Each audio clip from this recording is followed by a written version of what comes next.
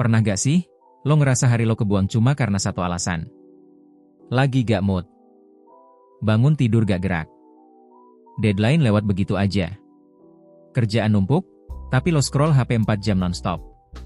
Terus ujung-ujungnya lo bilang ke diri lo sendiri, "Yah, emang lagi gak mood aja hari ini." Tapi, sampai kapan kita mau tunduk sama si mood? Dan sebenarnya, siapa sih dia? Kenapa hidup kita harus banget nungguin sesuatu yang bahkan gak bisa kita pegang? Hari ini, gue pengen ngobrol soal itu. Kadang gue kepikiran satu hal absurd. Siapa sih yang nyiptain mood? Dan kenapa gue harus banget nunggu dia buat bisa mulai ngelakuin sesuatu? Kayak, gue mau kerja, nunggu mood dulu. Mau belajar, belum mood. Mau bangun dari kasur aja kadang alasan utamanya cuma satu. Lagi gak mood. Lah, terus. Mood tuh siapa sih? Kenapa dia bisa punya pengaruh sebesar itu dalam hidup gue? Jujur aja ya, kadang gue ngerasa mood itu tuh semacam karakter fiksi. Kayak orang misterius yang suka datang tiba-tiba, pergi tanpa pamit. Dan nyuruh kita nunda semua hal penting, tapi dengan alasan yang seakan-akan bisa dimaklumi. Padahal, kalau kita breakdown beneran, gak mood itu sebenarnya cuma bentuk lain dari capek, takut gagal, males, atau pengen lari dari beban. Tapi karena kita gak bisa nyebut itu satu-satu, akhirnya kita bungkus semua alasan itu dalam satu kata keramat. Mood. Dulu gue mikir, nunggu mood itu penting, biar hasil kerja kita lebih natural, lebih enak dijalanin, lebih ikhlas katanya. Tapi semakin sering gue nungguin mood, semakin banyak juga hal yang gak jadi gue mulai. Gue gak belajar. Gue gak nulis. Gue gak nyicil kerjaan.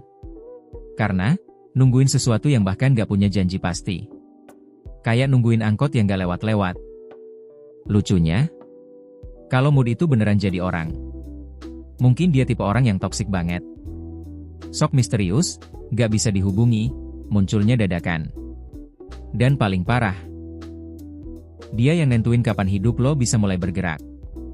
Kalau cowok, pasti tipe yang suka ghosting. Kalau cewek, mungkin yang suka ngomong, terserah, tapi marah kalau ditebak. Dan ironisnya, kita nurut aja. Tapi setelah dipikir-pikir, kenapa sih kita terlalu bergantung sama si mood? Mungkin karena kita diajarin dari kecil buat ngerjain sesuatu kalau lagi niat. Jadi, kalau gak niat gak jalan. Padahal kalau nunggu niat duluan, ya bisa-bisa gak jalan-jalan. Gue mulai belajar satu hal.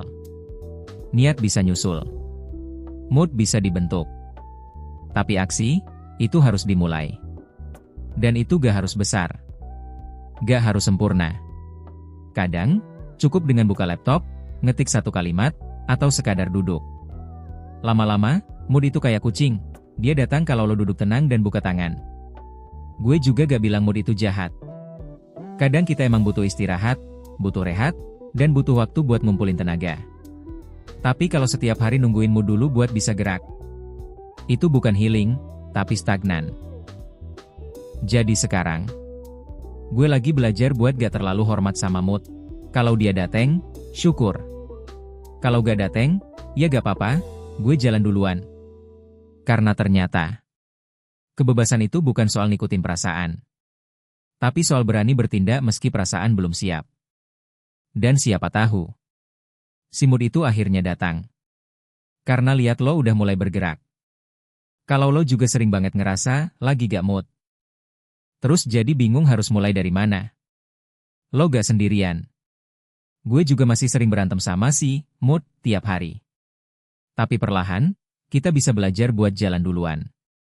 Dan siapa tahu, dari situ, hidup mulai terasa lebih ringan. Kalau lo relate, boleh share cerita lo juga di komentar. Gue pengen denger pengalaman lo lawan si mood ini kayak gimana.